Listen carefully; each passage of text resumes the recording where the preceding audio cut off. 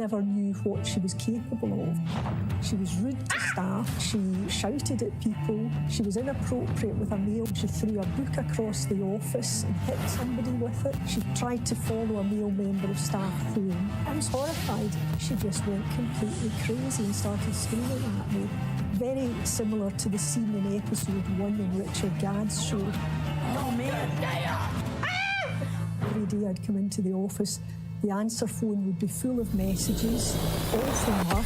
I had grown adults in tears, terrified that she was going to harm them. That was the point at which I thought I can take no more of this. Do you have any doubt that she was a dangerous stalker?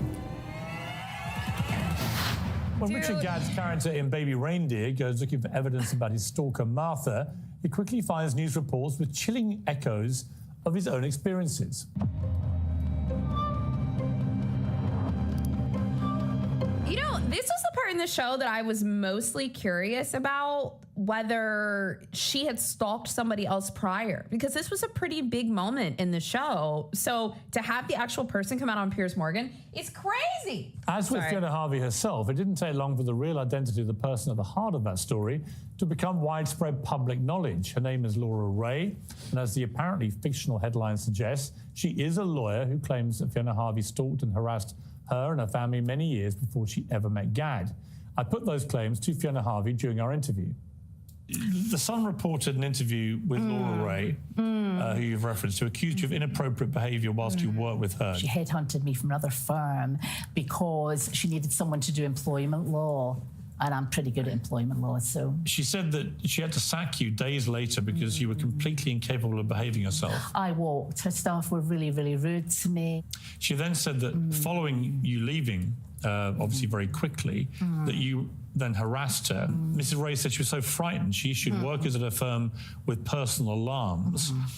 You were then served an interim interdict to stop you from contacting the lawyer or her politician husband. Yeah, that's nonsense. An interim we have checked this out. There is no interim interdict. God, her little playbook is so annoying. Actually, she wanted me. Actually, I left. Well, actually, that's a lie. She just has like a playbook. And you know what's so scary about this? Imagine you're telling people what happened to you and the other person just completely denies it and says that you made it all up and you're a liar. And like, it makes me like freeze just thinking about it, because how do you respond to that? Like, they're just not living in reality. Dealing with people that are delusional is one of the most stressful things in the entire world. Well, after that interview, which has now been seen by nearly 14 million people on the Uncensored YouTube channel alone, Laura Ray contacted me and said she'd like her opportunity to respond. And she joins me now in the studio. Laura, thank you very much for coming down from Scotland for this. I gotta say, it is a really big and, not to be corny, but quite frankly, beautiful move for her to come on and talk about this, because it's basically saying, fuck you, Fiona, you're not gonna scare me anymore. Because a lot of times when people deal with stalkers and the stalker eventually unattaches from them, they're like, I don't want to resurface that in any way. I don't want to re-engage with that. I got out clean. I just want to get away. But like, this lady came on and said, actually, bitch, let's go. And this time, you're not going to have power over me. And whatever you do, I'm not afraid of it. Because of the Netflix series and how incredibly successful it's been, one of the most watched series in living memory, it's brought it all back to your door and your family and what you say you went through at the hands of Fiona Harvey. So first of all, when did you know Netflix were doing a series? Well, I found out about 5 weeks ago. The Mail on Sunday contacted me and asked me, had I seen Baby Reindeer? And I had no idea what they were talking about. So they suggested I go and watch an episode of it, which I did. And then I spoke to them, and I couldn't believe it. From the very beginning, it was obvious it was the same woman. It was Fiona Harvey. Oh my God, there's something so creepy but so vindicating about that. Like, imagine somebody manipulated you, harassed you, stalked you, tormented you for many, many years, and then you unhook from that relationship or situation or whatever, but then years later, you find out that they did it to somebody else, and that person put them on fucking blast, just blast blasted them out of the ocean with a Netflix documentary on how crazy they were. Dude, I would be partying, bro. The actress, who does a very good job, sounds like her, looks like her, mimicked her to a T. And uses the same phrases which they found on the real Fiona Harvey's Twitter account. Yes, I mean, I have a file full of papers which are letters from her, emails, faxes and so forth, and it's all identical. And you yourself were identified very quickly from the series because there could only have been one Scottish lawyer who'd been through this experience with Fiona Harvey because it was all documented. Well, I think it's because it was so unusual that she was a female stalker stalking another female. And so I was actually identified by the press before she was. I think the press sort of held back a bit with her for about a week. And then I think it was The Sun who came out and said who she was. That is actually so interesting. She's right. I don't hear of that very often, like a female stalker stalking another woman. Like, I'm so curious, like what there's some kind of trigger that happens with Fiona Harvey where she attaches to somebody, and I'm just so curious what that is. MP wife and the stalker, your husband Jimmy was an MP at the time. Yeah. And it was a front page splash story. So this wasn't a quiet, small thing. This was a massive news story in Scotland that people would have been aware of. It was indeed, yes. So when you realised that your story was being recounted, albeit with the names changed, in Baby Reindeer, how did it make you feel? Well, I just couldn't believe it. I just couldn't believe what was going on, and I was in a state of shock for about a week. Really? Yeah. It had a really bad effect on you. It had a very bad effect on me, and even now, after 5 weeks or so, when I'm getting over it a bit, it's still very triggering every time I see something. I mean, I've never watched YouTube before, apart from when I saw your programme a few weeks ago. And yet every day there are more comments and people, psychiatrists and so on, going on, talking about the show, analysing your interview. And it just all triggers everything back to me every time I see it. It's very, very distressing. Have you been emotional about this? I have, yes. You've been left to tears from it? Well, yes. I mean, I'm a reasonably robust person. I'm an advocate. I appear in court all the time, so I'm not easily prone to tears, but this has got me very, very anxious and upset. Wow. Strange question. Does this woman seem very credible to you guys, or not so much? For me, I don't know what it is about her demeanor, but she feels so credible to me. Whereas the minute that Fiona Harvey started talking, I was like, I don't believe a word out of this lady's fucking mouth. I don't know exactly how to explain it or what the traits are. It doesn't seem like she's saying all of this for attention in any capacity or to try to manipulate people or to convince people. It feels like she's just saying it and finally letting out answers that have been in her head for a long time. And there's a certain type of delivery that comes with that. It feels believable. And particularly since a few weeks ago, I thought she was down in London, but a few weeks ago, we were told that in the little village near us called Bucclivie, which is where she's from originally, she's now been looking to buy a house, we've been told. Now, I don't know whether that's true, but apparently journalists were going round the doors in Bucclivie about 2 weeks ago asking about this. So I'm extremely concerned that this woman not only is abusing me on the internet, on her Facebook pages, and on every opportunity she can, defaming me, but she might also be moving close to where I live. I saw a couple people in chat saying that that they're women dealing with female stalkers. Do you guys feel like female stalkers attach to other women because they're envious of them in some capacity? Like, I feel like this woman she's very pretty, she's very credible, she, what do they say, that she runs her company or she had a good job or something? That's something that I could see intimidating Fiona, because she does not have it all together. She claims to be an attorney, but who the fuck has she worked for before, Like, admiration that becomes envy. Yes, that is so creepy. That is really creepy. Wait, have you guys ever been friends with like a girl before that you swear to God does not fucking like you, but they'll like sing your praises, but it just for some reason it doesn't feel real? It is the creepiest feeling in the world because I'm like, bitch, why are you here? Like, you don't even like me. Do you know that you don't like me? Do you know? Because I know. I don't know. I'm like, I guess I'll just keep my head down and keep going this way. Dude, it is disturbing because I personally, I would never do that. If I don't like you, I won't talk to you. Like, oh my God, that's so weird. Are you guys that way too? If you don't like somebody, you're not going to interact with them, right? Let's go back to when you first encountered her. Yeah. Obviously, she says that you headhunted her to be a specialist in the employment law at your firm at the time. Is that true? No. She was looking for a traineeship. She had been looking for a traineeship for about 4 years and couldn't get anyone to take her on. Because she wasn't good at her job. And then this woman was good at her job and nice. And so Fiona probably attached. I think she'd been taken on twice before me, but for very brief periods of time. So you're supposed to get a traineeship within 2 years of getting your legal diploma. She must have got several extensions on that because she was way out of time. So I received quite a number of letters from her, and they were in such familiar terms that I thought this must be somebody I've met somewhere, perhaps through the Labour Party. So then when I got engaged to Jimmy, she sent me a congratulations card. So I then got another letter from her saying, "Oh, I'm disappointed you haven't interviewed me for a traineeship." And I felt rather bad about that if this was somebody that I'd met and perhaps overlooked. So I invited her to come in and see me to talk to me. And I have to say, she was reasonably credible. I'm not daft, you know, she didn't behave in the way she subsequently behaved, you know, during the interview. But I did have a few concerns about her. She went into a bit of detail with me about her family circumstances, Oh my God. which I won't repeat.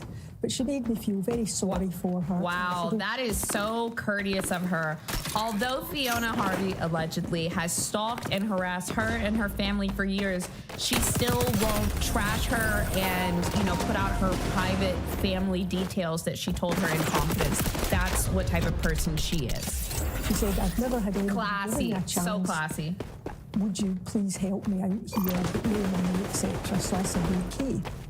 And she only worked for me for 2 weeks. Did you believe that she was qualified? Oh no, I knew she wasn't qualified. She was looking for a traineeship. Trainees do menial jobs like, you know, at the start filing or, you know, sitting in and things. You know, you're training them, they're not doing anything very great worth for you. So you need to have a 2-year training. She said she had a law degree. Yeah, but that's not enough. No, it's not full legal training, but do you think that she even had the law degree?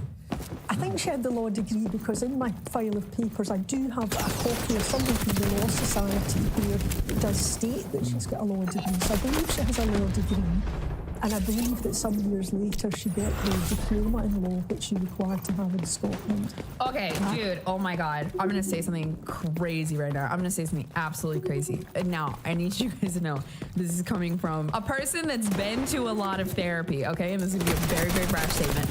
If you grew up in a home with really bad, like, family dynamics, maybe you didn't get a lot of socialization, maybe love wasn't properly demonstrated to you, maybe you didn't have any siblings, or you were thrown into, like, abusive environments or something like that, and if that was like the first 10 or 15 years of your life, you may not have the same societal norms as like other people, and that is the perfect trigger to go to therapy and understand that the circumstances that you grew up in were not normal. Because otherwise what's gonna happen, and this is so not your fucking fault, okay? I say this like I'm talking to a younger version of myself too. You're going to get into society at like 20 years old, or you're gonna get into relationships or the workforce, and things that make sense to you because it works in your world are not going to make sense to other people because the roadmap that you were given is like fucked up, okay? And then what's gonna happen is people are gonna treat you badly, or you're gonna be in bad relationships. You're gonna be like, why is this happening? And it's because your roadmap is fucked up. And once again, it's not your fault, but if you look back like in your past and you say,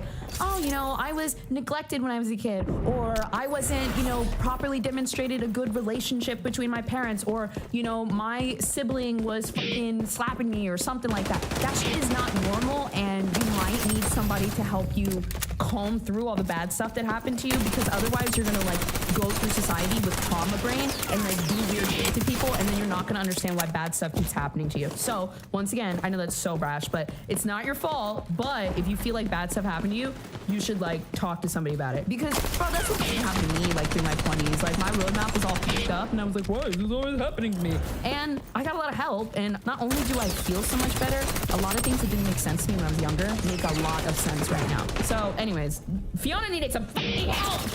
And I believe that some years later she got the diploma in law that she required to have in Scotland. Do you think she ever practiced law? No, I don't think so. I mean, she certainly, I don't think she ever got a traineeship in Scotland. She, I know for sure, worked with another firm after myself and was fired from there and caused that firm a lot of grief. She claimed in our interview that you didn't even know the name of your own firm. Well, that's nonsense. I mean, my firm was called L&L Lawrence at the time I employed her. We subsequently amalgamated with a much larger firm called Drummond Miller, who took over ourselves and another trade union firm called McPhail's. So to keep the connection with the firms and to keep the goodwill, they called us the McPhail-Lawrence Partnership in Glasgow, and then a few years later, we were all subsumed into Drummond Miller. Once she started working for you, what happened? Okay, that's a good question. For my ADHD people, see, I'm tuning you back in. Also, if you're new here, follow the channel. And I try to keep you focused if you have a short attention span. So Piers just asked, she started working for you. What happened? Like, what was the reason that she was like, uh-oh, this isn't gonna work? Well, I was out of the office quite a lot because we had an office in Glasgow, an office in Edinburgh.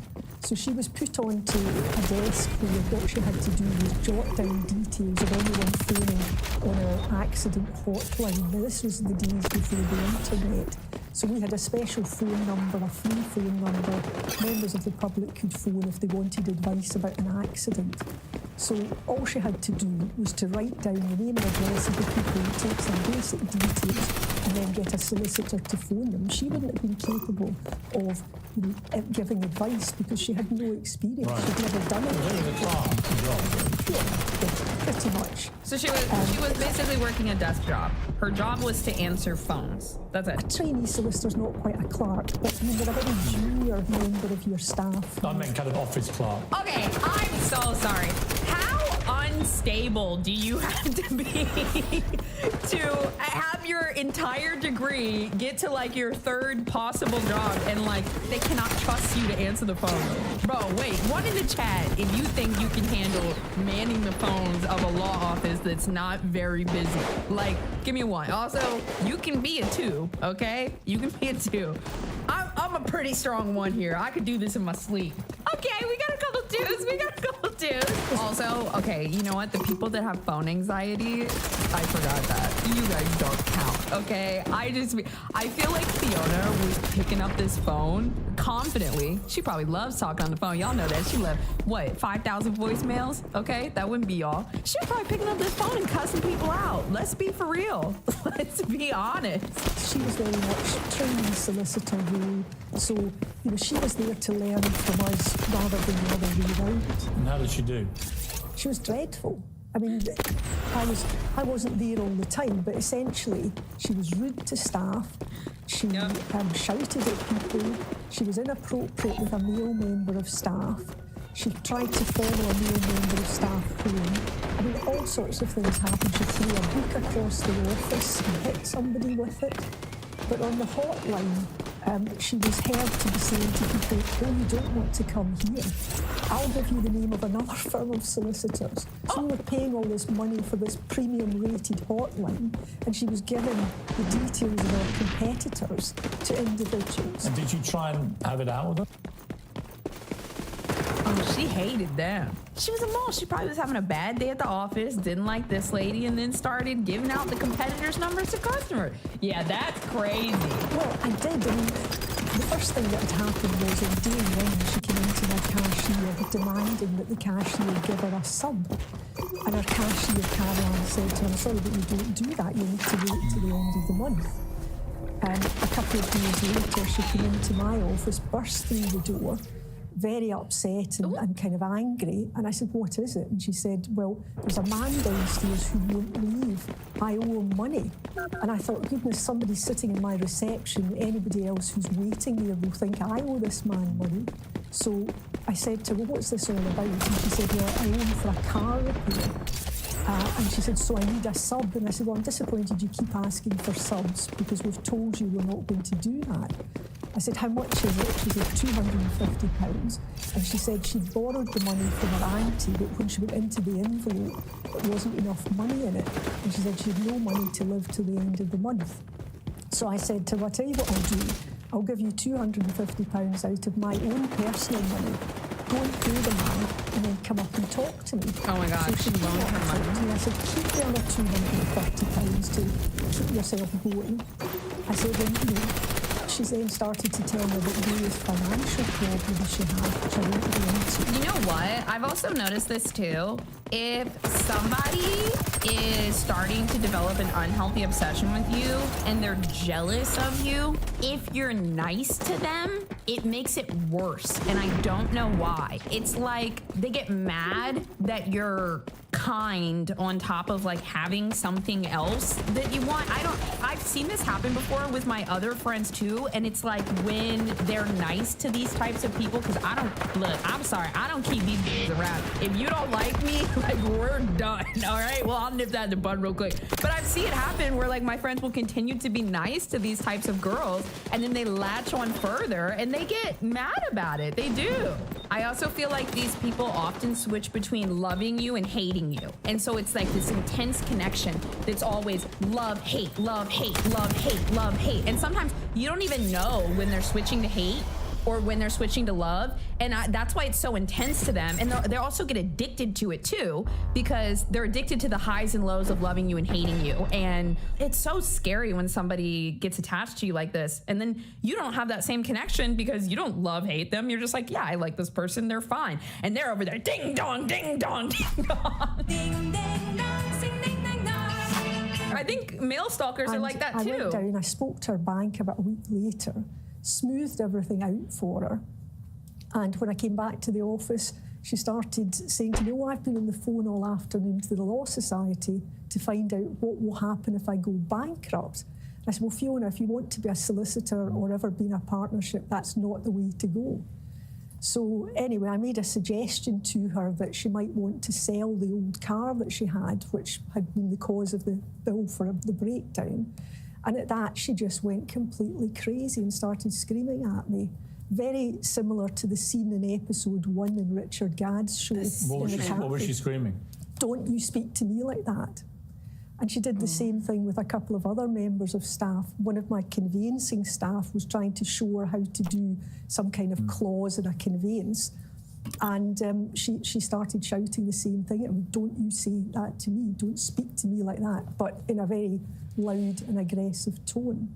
So it became quite obvious quite quickly that she really wasn't cut out for this kind of thing. Oh, yeah. She, I think one of the other things she did was she phoned up a disabled solicitor that we used to do Edinburgh agency work for. And she phoned him up and said to him, oh, I just want you to know that all the people here in this office, nobody likes you. Everybody says nasty things about you and makes comments about you. And what was his disability? He was, I think he'd had polio, so he couldn't walk properly. Oh, God.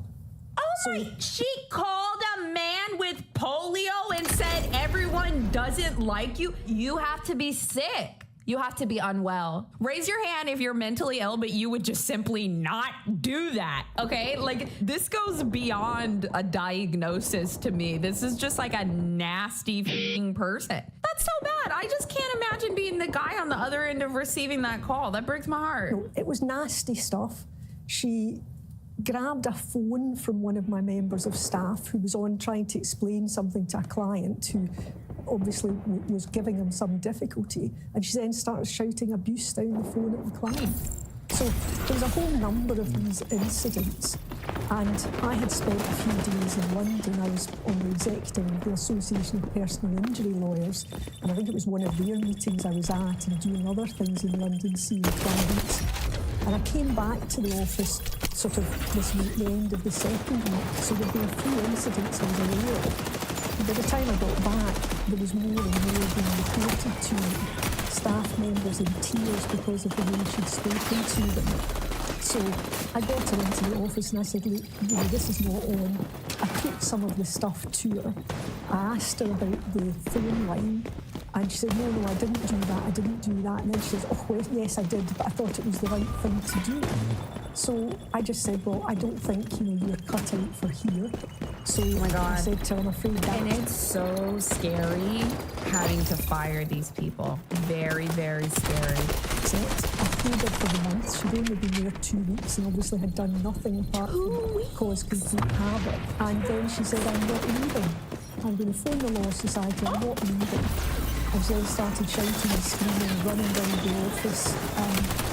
And eventually my cashier and my cameraman had to get one arm on either side of her and actually march her out of the office. Oh my God. And she stood out there for at least half an hour screaming abuse. The answer phone would be full of messages, all from her, all threatening, nasty. What kind of threats? I'll get you, you're not going to get away with this, I'll get Jimmy Ray. It's hard to imagine how she felt having to fire this woman, but have any of you guys ever had somebody like this in your life, like an ex or something like that you knew was going to lose her shit and you knew you had to have the conversation where you're like, hey, this is like done. Like this is over here. It's anxiety inducing because people like this can be very unpredictable and you're not sure which way they're going to go. And then also there's the high, low, high, low, high, low, high lows of it. And then sometimes they'll try to do anything to provoke a reaction from you, which is like also very stressful, especially if they know you very well.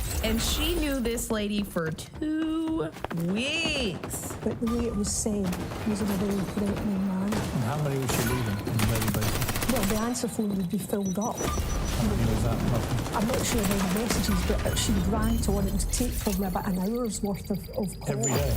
Every day. And then when we amalgamated with the other firms, again, she did the same thing. Not necessarily every day by that point. She blew a bit hot and cold, but it was pretty persistent for a couple of years. Also, Years? She did this for nearly 5 years. So what she would do, given that way back in 1997, this was really at the start of the internet, so people weren't emailing to the same extent they do now. What she would do would be phone up other solicitors or send them faxes with defamatory stuff about me. Oh my God. How terrible I was, how terrible the firm was, accusing people of... This was a woman that she knew for 2 weeks, and she was kind to. She gave her a job when she didn't have much experience. She loaned her money when she was in trouble. She was patient with her when she was doing bad things that she was not supposed to do on the job. And then, I would get phone calls from people I didn't know who would say, I'm really embarrassed. I've had this fax through from this woman. I don't know her and I don't know you, but I thought I ought to bring it to your attention. Wow. So I had issued the staff with panic alarms, right back in the beginning when all this started. Because, I had grown adults in tears, terrified that she was going to harm them, terrified that somebody else was going to job or something. She also claimed that you and your husband, Jimmy, who sadly no longer with us, but he accused you of assaulting your 3-year-old son, Frankie, who was born with a rare chromosomal disorder. Well, that was the point at which I thought I can take you in with this. Oh my! I had heard from a lawyer some months before that, who phoned me, who'd taken her on, and he said to me that he was in a terrible state because he'd fired her, and he went home that night to find 2 social workers at his door. The police were involved. It was all taken very seriously, and the accusation was that he'd been abusing his children. This went to the children's schools and so on. This man was on his knees and really upset. And I said, well, all I could do is perhaps speak to the sort of things she's done to me. So when I was going to go to the bar in 2003, I had to do some exams the year before that. So I went to Strathclyde University. And who's the first person I see when I get to the university to start doing a couple of classes but her? I couldn't believe it because at that point it had gone a bit quiet. And there she was, and from then on she followed me around the university. She would stand right up beside me and so on. So I complained to the professor at the university. And again, stalking wasn't really taken that seriously by people. I think people just assumed, oh, it's two women who just don't get on or something like that. So he said, oh, well, I've checked her records and she's not registered as a student here, so I've got no locus over her. And I said, well, if she's not registered as a student, can you not just throw her out, get the security? So I don't like to do that. Now, by the end of the university year, I got a letter to say that he apologised because she'd gone on to upset a number of members of staff, harass them and other students. So she knew that I'd made a complaint about him. So one day, just after I made the complaint, I go home to find two social workers at my door saying to me, you know, we have some very serious allegations. So I said to them, well, come in. And I said, before you say anything to me, I said, I do understand you've got a job to do, and it's a very important job. I said, but I want to tell you what I think is going on here. So I explained to them about the other lawyer, I explained to them everything, and they confirmed, oh yes, it's a woman who says that she's at university with you. Now, initially she gave a false name. She's telling people that she's affiliated with her while stalking and harassing her and accusing her of abusing her child. That's crazy. And I just can't get over the fact that she knew her for 2 weeks. Fiona Harvey, allegedly, has had so little attention in her life. She has been probably rampantly neglected for most of her life, that a 2-week relationship with this woman built that much of a connection to her. Another thing too is for victims of stalking, when somebody like this latches onto you so aggressively and you barely know them, you didn't do anything to invite them in, it's not an ex or it's something like that, it does something to your brain where you're like scared, like almost it feels like an irrational fear. It's very rational, but it feels like you're afraid of everything because you're like, how did this happen? How do I interact with human beings so this doesn't happen again? Are you going to be like this? Are you going to be like this? Are you going to be like this? Are you going to be like this? Because your brain is always trying to, survive or protect you. So it needs to understand why certain things happen. And when she can't fully understand why Fiona did this, it puts like a fear in you of interacting or building relationships with anybody because you're like, are you going to do this to me? Because you just don't understand why it happened. Yeah, it's like a hypervigilance. But to cut a long story short, she made 5 complaints to the social work department, eventually screaming at them down the phone, demanding that my severely disabled son be taken into care. Now, to my mind, that was the point at which I thought, no, enough is enough. I'm not having this. I'm not having this poor child beleaguered in that way. So I contacted the police. The police didn't do anything. But I was a consultant to Drummond Miller solicitors, and so they did the interim interdict for me. So this is, again, a crucial part of this. And before we get to the interim interdict, I just want to ask you, she said to me she wasn't let go from your firm, but instead she walked. Well, she was walked out the door, if I can put it that way. But it certainly wasn't at her volition. It wasn't at her volition. Oh, my God. She said she never had any legal proceedings or restraining orders against her. But you say, and you provided documentary evidence of this, that there was an interim interdict against her. Now, just very simply explain what that is. Well, in Scotland at the time, there was no procedure for harassment-type cases. The only thing you could use was this procedure for interdict, which is when you want to try and get the court to stop someone from doing something that you fear they may do. So that's the purpose of an interdict. Now, because often the circumstances can be acute, you can apply for an interim interdict, which means there's an initial hearing before a judge who decides whether, on the basis of the information, it's appropriate to grant what is essentially a restraining order, an interim interdict. So that was granted. And we've seen the documents to support that, both the claim and the fact that it was granted. Yeah, so there is an issue that sets out all the circumstances in which you're asking the judge to find that there are grounds for consent. Right. I never heard from her for 22 years, so the interim interdict did what I was hoping it would do. And what was that feeling like when she disappeared? It was relief, absolute relief. I mean, I had enough on my plate. Jimmy had a stroke about a year after all this. I was looking after Frank, who was severely handicapped. Nobody knew at the time exactly what was wrong. Do you think Jimmy's health was affected adversely by all the stress of this or not? Jimmy was a pretty resilient guy, so no, I don't think so. I think he was more worried about me and about Frankie than he was about her harming him. I mean, to have social workers turn up at your door with that kind of allegation, and your son is already pretty disabled, it's hard to imagine the worst thing for someone to do to someone. Well, exactly. And I was horrified. I couldn't believe that anyone could be so callous and cruel. It's one thing having a go at me. I didn't mind that to the same extent. And, she called me a lot of names. She's continuing to do so. She is. And your letter to me when you contacted me was, unfortunate for me, I'm now collateral damage because Netflix allowed Miss Harvey to be so easily identifiable, which I think is inarguable. Have Netflix made any attempt to approach you? Well, their solicitor spoke to me. They contacted somebody through the mail on Sunday who then contacted me and asked me would I speak to the lawyers. So I had a conversation with them. Really what they wanted from me was a copy of the interim. And when was this? About a week ago I spoke to them. A week ago, but you hadn't heard from them before that? I hadn't heard from them before that. Certainly nobody approached me to say there's going to be a story coming out in which it will be very obvious that you are one of the victims. Do you think from that it would be correct to assume they may be panicking a bit, Netflix, about the fallout from all this?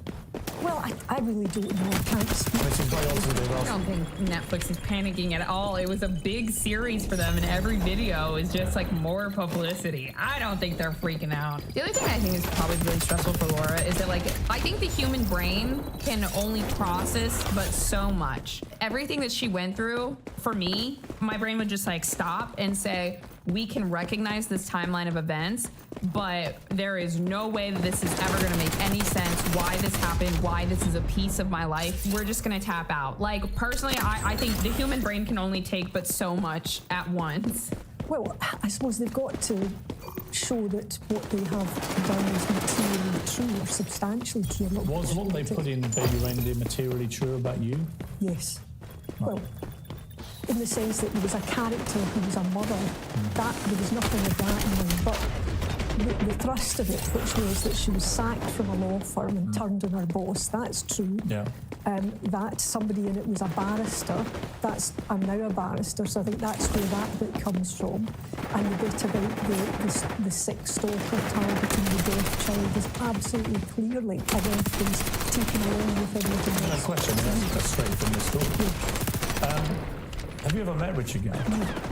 Because I put this question to her about how unusual it is to have somebody stalking two completely different people, both of whom, by her estimation, are fantasizing. Let's take a look. Why would two people who have no contact with each other at all, Laura Ray... Yo, the whiplash I just got from that nice, calm, credible, kind woman, then back to Fiona Harvey is terrifying. Terrifying, but fascinating. Dude, watching Fiona Harvey is just a crazy thing to see in 4K. And you know who else? Mary Kay Letourneau. That was another one where I was like, holy fucking shit, I cannot believe that you're real. Why would they both portray you as a very unpleasant I don't know why Richard Gant has, but Laura Walker, certainly because I was going for parliamentary selection. Two different, you get my point, two different people. Yeah, but Richard Love how she's such a bad attorney that she can't even answer the phones in a training gig, but then she claims that Laura is jealous of her. What a fucking psycho. Gant is good with that. Richard Gant, who she's that. Well, that's in the drama, show. is when they find out that you had previously harassed this family. I haven't harassed that family. When you saw that exchange, what did you feel in mind? was horrified. I mean, I've actually watched your interview a few times because the first time I saw it, I was in such shock watching her, seeing her, it just brought it all back again. And I've watched it several times to see what is it she's saying about me. And it's unbelievable that after the things she did, that she can say she wasn't harassing my family. Of course she was harassing my family. For many years. For many years. For longer than Richard Gadd. When you've seen the fallout from the Netflix series plus my interview, particularly around the fact that she's adamant that she's never been in court, let alone admitted Doesn't matter. stalking him or being convicted, and there is no apparent evidence she ever was convicted of any crime. What do you make of that? Because that goes right to the heart. It doesn't matter. The police don't, in the courts, they don't do anything about stalking. So it just doesn't matter that she wasn't convicted of anything. It's hard to say really. I mean, I can't say whether she's got any convictions or not. I know that the newspapers have looked for them and can't find them. In Scotland, convictions can be spent after a certain number of But it years. says that she was convicted, for example, for 4.5 years for what she did to you and your family. Well, she wasn't convicted for that. I didn't press any kind of criminal charges. So that is untrue. So that's untrue.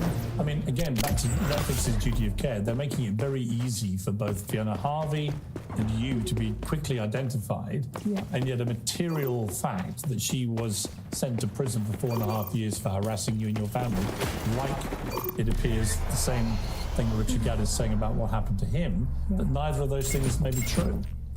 Well, it doesn't appear they are true. And you're a lawyer. It's quite a serious leap to go from somebody who may be harassing people, trolling, a nasty, abusive person, to a convicted criminal. Do you think? Well, I agree with you. I mean, I don't think for the sort of things she did to me, even if I had pressed for some kind of criminal conviction, I don't think she would have got very long, if any kind of custodial sentence. Would she now, do you think? I think a lot of people have talked about this, but I think that stalking laws, which really don't exist, or the punishment for it, it is so ridiculous that people can't spend a proper amount of time in jail for this. And by a proper amount of time, I mean like 6 months minimum. Because it needs to be long enough where the person doesn't have any interaction with the victim and the connection, the fire dies from it, right? Because like I said, they're getting this love, hey, ding dong from it, right? Every time they do something, whether they get ignored or whether, something activates them, they need to be in a jail cell, not just for 3 months, because they can, the delusion can keep going past 3 months. It needs to be like 6 months or a year or 2 years or something like that, because stalking is one of the most provable forms of harassment. If I can produce 500 pages of unwanted contact from somebody that also contains threats, you should go to jail. You should go away for some period of time. And it's so upsetting that so many people have so much proof of this from ex-partners, ex-employees, ex-acquaintances, and they're just like, sorry, can't do anything. And with the internet, it's just truly gotten so much worse. Have the laws tightened on this? I don't think so. I mean, I spoke to the police not so long ago and asked them about this, and certainly in Scotland, the law hasn't changed in line with the way it has in England on stalkers. So it's still very difficult. Basically, the police say unless she actually comes up and physically attacks me, there's nothing they can do to protect me. And how does, given the fact that journalists have been investigating and she might be moving back to your area or looking for someone to live there, how does that make you feel? Frightened. What do you think she might be capable of doing? I don't know. I mean, I think one of the interesting things has been in all the press that has been about this, there's been a number of articles by psychiatrists who say that she probably has some kind of personality disorder. I don't know, I'm not a doctor. And that she may have some sort of delusional disorder. And that people with these kind of disorders actually believe everything they say. And that kind of, in a weird way makes sense to me, because she contradicted herself right, left and centre on your show. I have correspondence in which she contradicts herself, which she says doesn't exist. But I think she maybe genuinely does believe Yes, I felt in her own little parallel universe that this is true. she was peddling lines that she may believe, which is delusional, but that may be the case. But I also think that she may have a very legitimate case against Netflix, Richard Gadd, Parkinol Films, if it turns out she's never been convicted of any crimes. Twice in that series, both in relation to you and Richard Gadd, she's getting lengthy prison sentences for the stalking, and that doesn't appear to be true. I agree with you, but I think what you then have to look at is what is that actually worth in terms of damages. We're going into Beau's assumption land. You guys know, like when I do Sinister, I'm always trying to figure out like, what's the dot? Like what dots connect? I need this to make sense, right? I think from a very young age, Fiona Harvey was probably like rejected or abandoned by someone or everyone that like probably meant a lot to her, and she was extremely neglected, and her way of coping with that was being delusional and having fantasies about herself and having fantasies about people and the world around her. And that was like her coping mechanism for the rejection and the abandonment that she felt. And so then as an adult, she's a liar, she's extremely fucking delusional, and she gets overly attached to people quickly that make her feel something. There's some people that might actually relate to that like on a 10% scale, but she's at like the 100% scale, just like full blown fucking delulu. There's a difference between, like fantasizing about a book character or a movie character that's going to sweep you away and save all of your problems, and delusionally fantasizing about yourself, your own power, other people, all of that shit. And I think that was her coping mechanism, and it just, it's not working anymore. Well, I agree with you, but I think what you then have to look at is what is that actually worth in terms of damages. So you have to prove that your reputation has been damaged. As far as I understand it, I'm not aware that Fiona has ever held down a job anywhere. So I don't think there's any claim for loss of earnings. But she has got top lawyers now, both here and in the US, going after Netflix quite hard. Well, I think she has got a good case. Well, I'm sure she may have a good case, but the question is then, certainly in Scotland, what would it be worth? You're looking at somebody who has a pattern of stalking, who stalked quite a number of people apart from myself. People have been coming out of the woodwork to me, frightened to come forward, but letting me know that they know what's going on. I also wonder if stalking does have some kind of connection with like attachment issues or abandonment, because it's like taking power back in a "you're not gonna leave me" kind of way. Like, you're not gonna leave me, I'm not going anywhere, you can't get rid of me, we're still connected. I wonder, like we would have to look at a whole bunch more like instances of stalking, but I just curious. Well, do you have any doubt that she is a dangerous stalker? I have no doubt she's a dangerous stalker, no doubt whatsoever. What has this being raked up done to you? Well, it's made me very anxious. Certainly, it's every so often. I mean, every day I can't stop thinking about it, and I can't stop obsessively watching YouTube and all these different channels where people are exploring the ins and outs of it. Because you didn't want to do an interview like this. You wanted this all just to, as it had been for a long time, just be part of the past. Yeah. But you felt compelled to because everyone was talking about you. Well, I'm an advocate, I've got a reputation to defend, and the sting of what she says about me is basically that I'm a liar, and that I'm an incompetent lawyer. So that's not good news. She's projecting. She's a liar and she's an incompetent lawyer. She's not even a lawyer. Can you imagine if Fiona Harvey was your attorney? You may as well just get in the jail cell. Fiona Harvey could be Sarah Boone's 8th attorney. Like, truly. Nobody's picking that lady. Get in the cell. And I certainly wouldn't want any of my clients, my solicitors who instruct me, or any clients that I represent to think any of that is true. Have you considered suing her? Well, I am considering suing her, and certainly if Netflix give her £11 million, I'll be suing her. The problem is that if she has no money, reparation claims are very expensive to mount. There's very little point in me suing her if she's got nothing. Has Richard Gadd made any attempt to reach out to you? None at all. Would you have expected him to? Well, I mean, without him putting all this onto first an Edinburgh show and then a smash hit Netflix series, it would never have come to this. Well, I don't know what I would expect. I've never met him, and I can understand that, he has written what I think is a very compelling TV series. He's done very well out of it, and I sort of wish him well on that. I do think that when he says that he changed all the details so that people wouldn't recognise her and she wouldn't recognise herself, but that is just untrue.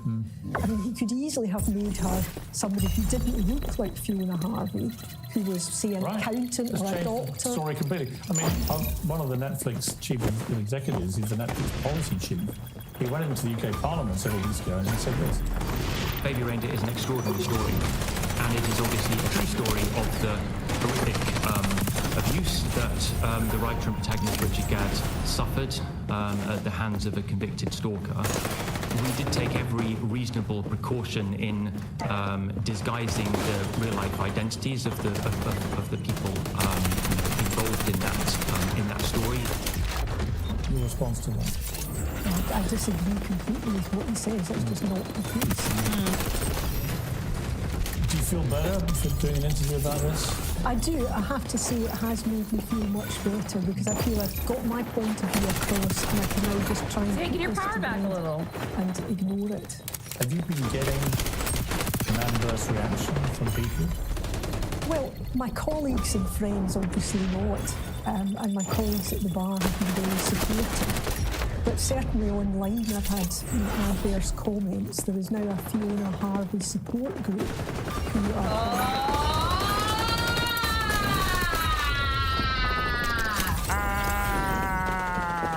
There is nothing more stressful than people supporting a blatant abuser. Who supports abusers? Abusers! They do. People that are like, oh, well, I'm just like Fiona. Like, they realize they're exactly like her, so they defend her. I can't believe that. Oh my God, that's crazy. Abuser gathering. Everyone come all. It's on Facebook. Who are commenting that I look like a man and that I am Richard Gadd's trans girlfriend. They're Oh my God. suggesting that may be the case. And I'd like to refute both of your claims.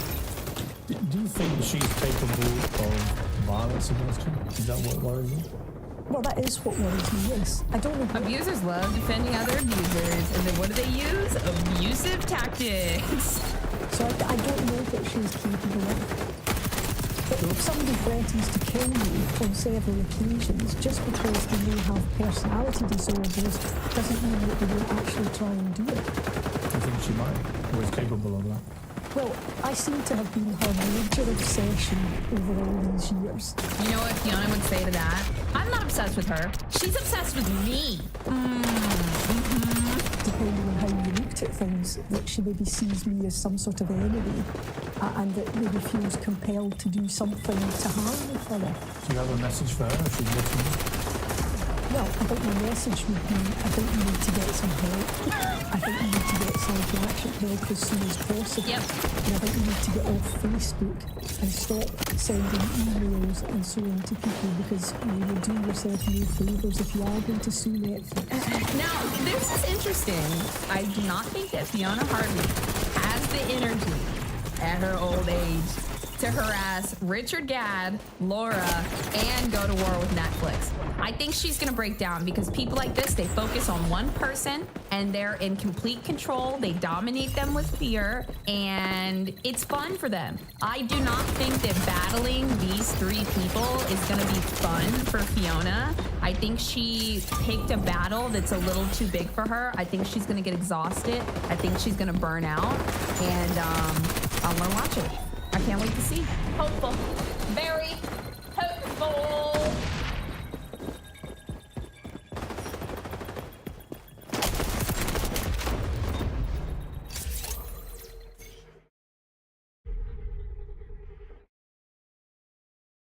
Daily Mail. Anyone. Stalkers are obsessive boundary. Welcome back to the Papa Meat channel. How you doing? How you doing? Come on in and sit on down because today we're talking about alternative medicine. Now see, here's the thing, guys. I have a lot of friends who refuse to go to the doctor Yeah, I don't blame them. Going to the doctor's office is weird and sterile. There's definitely at least 3 people there that don't want to be in that profession at all. And you're like, you're supposed to be my guardian angel here. And I don't know, I feel weird about it. But it's opened up my mind to the idea of maybe diving into some alternative medicines. Maybe medicine, not necessarily scientifically proven to do anything, but holistic, spiritual. It might do wonders for me as well. And today, I wanted to dive deep down the online rabbit hole of alternative medicines. Ooh. Is that okay? Well, you're probably wondering, Hunter, what exactly is alternative health? Well, let me tell you. Alternative medicine is a term used to describe treatments or cures that have no scientific backing, like traditional medicine, but rely on testimonials, anecdotes, spirituality, religion, superstition, or supernatural energies to promote their effectiveness for their healing powers, which is also known as like pseudoscience or new age medicine. You've probably seen it thrown around, or maybe you have hippie mom or crazy mom. I don't know, however you want to describe her, who maybe throws these terms around. I don't know. Don't shoot the messenger. A lot of alternative medicines are traditional or cultural, but there are new alternative health products and tips popping up every day, most of which have no proof they work and are just plain dangerous advice that is thrown around online, which makes it kind of funny and also makes a lot of the opponents of these people just kind of little goobers. Little goobers out there, right? And let me tell you, I am not the pinnacle of health. No, Nick, look at me. That's sick.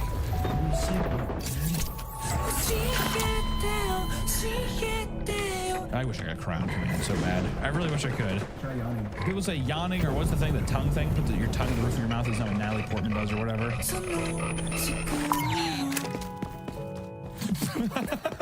I thought I was going to just say, wait, we want to thank today's sponsor, which is Gamer Subs, one of our favorite sponsors. And I got a beautiful, beautiful thing to say. My flavor, raw meat, is back in stock, baby. Ooh, it tingles the senses. It makes you a better man, a better woman, dare I say. The best thing about Gamer Subs is, one, you help little old me, but also it's sugar-free. It's keto-friendly. You know, they have non-caffeine options. Maybe you don't want to be all jazzed up in the night. Maybe you just want some nice taste spring around your mouth. Well, Gamer Subs is here to help. And like I said, my flavor, raw meat, is available right now. So go try it out and let me know what you think below. I appreciate you Gamer Subs so much for sponsoring the video, and back to the video.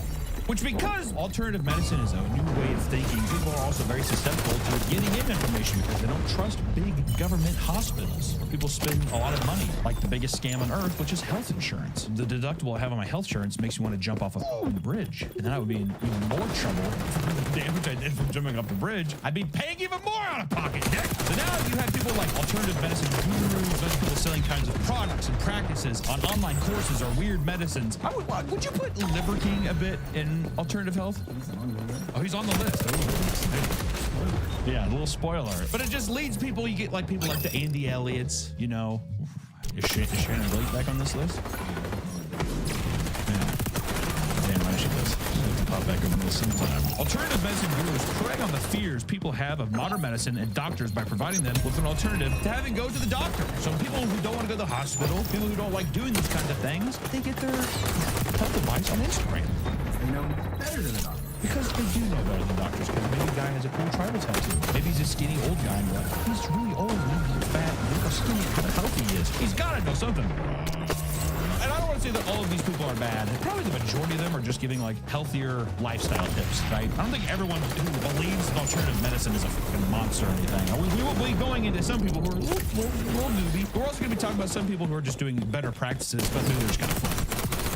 I think that's right. But worst of all, peddling alternative medicine can lead people to delaying treatments for diseases and illnesses that are very easily curable. So it's just like maybe believing in some of this stuff could be a very simple fix with where modern medical practices are at, or even like medical technology. But because you maybe believe in something. Isn't that what happened with fucking Steve Jobs or something? Even Steve Jobs, the co-founder of Apple, died due to not receiving treatment for a very treatable form of pancreatic cancer and instead tried alternative medicines that did not work until it was far too late. For 9 months, he refused to undergo surgery for his pancreatic cancer, a decision he later regretted as his health declined. Instead, he tried a vegan diet, acupuncture, herbal remedies, and other treatments he found online before finally having surgery in July of 2004. But it was too late, which, you know what? That's fucking admirable. Steve Jobs being a billionaire and being at the hub of technological civilization is just kind of funny. On his deathbed, he was crying. Please, please. On Steve Jobs' deathbed, that motherfucker was like shaking, he had like apple in his hand. He's like, now, Tim Cook, whatever you do.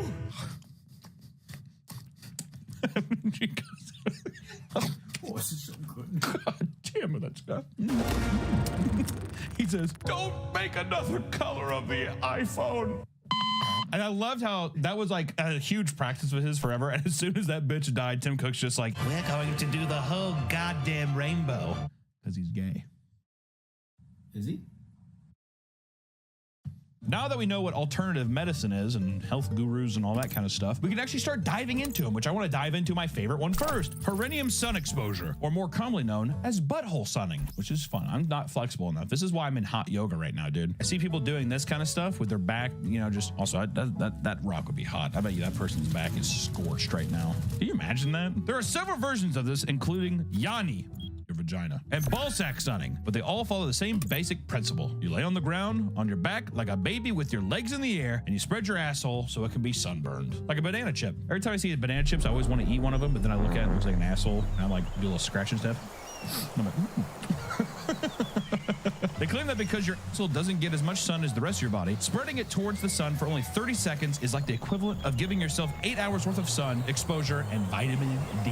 Put your legs up, have your asshole wink at the sun for 30 seconds is the same as being outside for 8 hours. We have a guy here who's going to tell us a little bit about it right now. Okay, here we are, guys. You guys ask about the butthole sunning all the time. And this is another one of my practices. Which I do like the idea of like a guy talking in this way and his asshole is just completely spread open. Do you think if you fart while you're butthole sunning, do you think it smells worse or better? Oh, that thing's gonna be cooking. Like a hot fart? Yeah, it's gonna be a hot fart. It's bacon in there. Your asshole spread is like, it's just like, it does one of those. Shoot it like a gun at somebody. Ancient Taoists practiced perineum sunning because they believed the root chakra is the gateway between spiritual life and death. I do love the video here of the guy who's spreading his ass with his wife. At first it looks like she's like blocking the deal, like she's like, good God. And the guy has no emotion on his face either. He's just like... Claim that it helps with things like your circadian rhythm and sleep, increased libido, a significant spike in vitamin D levels, and mood boosting, cleansing your genitals or bad energy, and somehow, quote, attracting success and positivity. You know what the attracting success and positivity is? It's having the gall, the gumption to get on your back and be like, look at me, God, is what it is. It's almost like, I don't know why, but my mind is like looking at God and doing one of those like old tiny cowboy spits into the woman's hands. Yeah, that's what you're doing. Hey, God. Hits his eye. This is what it feels like. Unfortunately, once again, doctors have said that all the beneficial claims that perineum sunning does are false, and that any health effects are just related to you being in the sun and getting some vitamin D exposure. So I think he's basically saying the scientists are like, you're just outside. You're gonna get it anyways. Here's the thing too, and I might have to try it sometimes. If I lay in the sun, do you think your asshole just feels better cooked? If it's in between some cheeks, it's always kind of warm, right? If you cook it and you put it up, is it almost like having a hot potato and wrapping it in aluminum foil and saving it for later? You got a little sweaty. That's what I would like. If I went out and I had sweat on the tool, I would have like a handkerchief and I would dab it. I take off my underwear and it looks like just like a starfish was just sucking on the little bits of my underwear, my Hanes underwear. There's also a risk of exposing a very vulnerable part of your body that never sees sun to direct sunlight for an extended period of time, which can actually increase the risk of HPV-related cancers. Josh Brolin, Thanos, tried it and said it burnt his pucker hole and ruined his plans to go shopping with his family because he had to ice his asshole for several days. Oh, Josh, you silly. You're such a silly fuck. That was aggressive. But on a similar note, we also have yoni steaming, which is the practice of sitting over steam with herbs in it to clean out or cleanse the yoni, or AKA your vagina. Your pussy, your whispering eye. Yoni steaming helps with menstrual relief, postpartum recovery, and increased circulation. Dude, I tell you what, if I was a girl, I would fucking steam. Postpartum, I just shit out a baby. I'd want a little steam. Also, I tell you what too, whenever I see like those air humidifiers, putting with the stuff in the air, I always put my face over it. So if I was a girl, I'd be like, I want that in me. I want that in me now. That's what I'd say. Get that in my guts. What's up, ladies? I'm Tiara, and today I'm going to teach you how to yoni steam. I really don't like when people say kitty tip. Just say kitty tip. Steam before your cycle to reduce menstrual cramping and lighten flow. What if I want heavy flow all the time? Hey, ladies who like a heavy flow like they mans, rise up. There are a variety of ways to yoni steam, but today I'm going to use my seats that's on my website, prettypootyllc.com. All right, I gotta tell you, the VHS filter they have in this video, and then it's just like on a rug. And this, I mean, this looks like a torture. This is definitely either a BDSM thing or a torture chair. Just a toilet seat chair on carpet is just foul. On carpet is just wrong, dude. Gonna have a couple hound dogs over there sniffing around. Better not bring the Basset hounds over. Ooh. After you bring your water to a boil, you can go ahead and pour your herbs in and let your herbs simmer a bit and come to a boil. You're just making kimchi? Doesn't it look like kimchi a little bit? A little kimchi steam in your pussy? Why not? Just the amount of carpet in this video is I'm just like, this is just gotta be the smelliest house. Just steam all in the carpet, dude. Just baked in. The guys from Febreze come over and they're like, I don't think the 99.9% of food is getting destroyed in this house, dude. Looks like bone broth. A little bone broth and it doesn't need to be too hot. You want to make sure that it's tolerable enough for you and your kitty. I want to see people who are like, the steam, I'm putting it in me. They take a little baster, a little turkey baster, that'd be me. If you did this to your asshole, would that be any different? Because you have chronic diarrhea all the time. I don't know, when's the last time you've had a solid poop? Actually, literally half a year. Are you serious? You should eat some fiber.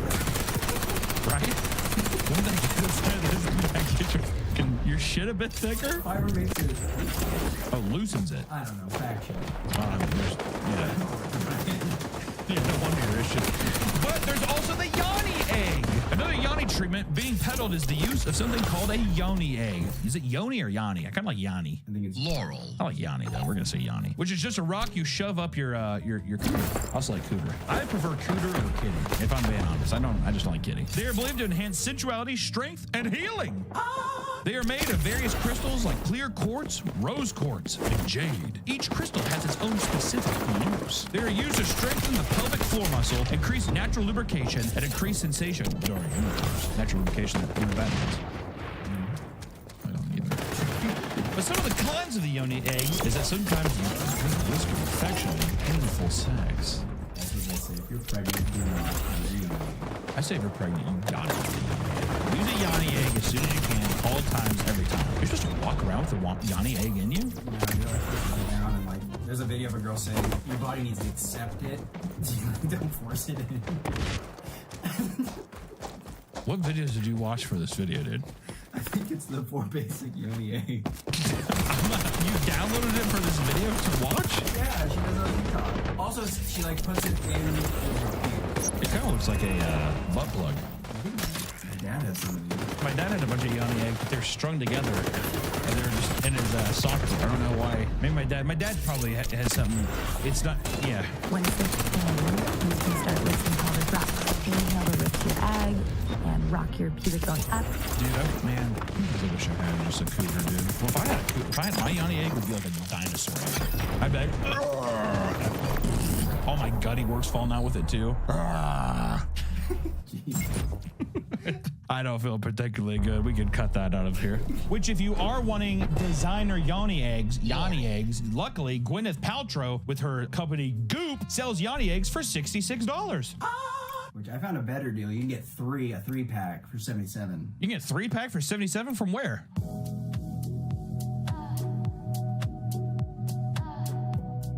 What if we just plugged our store? The most natural integration.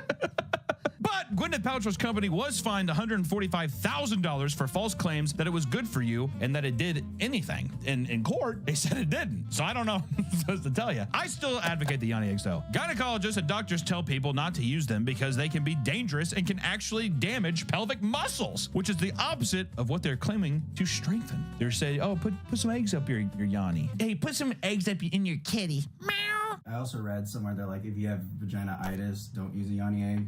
What the f is vagina-itis? A type. Laurel. Really? Yeah, I dated someone with that. We don't have to include that. You actually didn't even need to say that right now. My God. Very painful for her. Which Gwyneth Paltrow's company Goop has sold some of the most interesting products, including a candle called This Smells Like My Vagina and a $15,000 gold vibrator. I'm not gonna lie though, the sensation of some gold, huh? Something my mans can't give me. Got a gold dick? Well, unless you're a gold member. Not bad. But if maybe shoving plastic eggs that break down your pussy muscle isn't for you, then maybe you can drink some piss tea. We're going into piss therapy. Yay! My God. Nice hangout today with my new friend, Redacted, deleted from this earth, and her amazing stash of aged urine. We welcome all initiates to aged urine here. It's the most powerful free medicine you'll ever use. This has to be a troll. I'll tell you what, though, they have, if there was a fucking spectrum of fucking piss colors here, I mean, do they have every one? I feel like they do.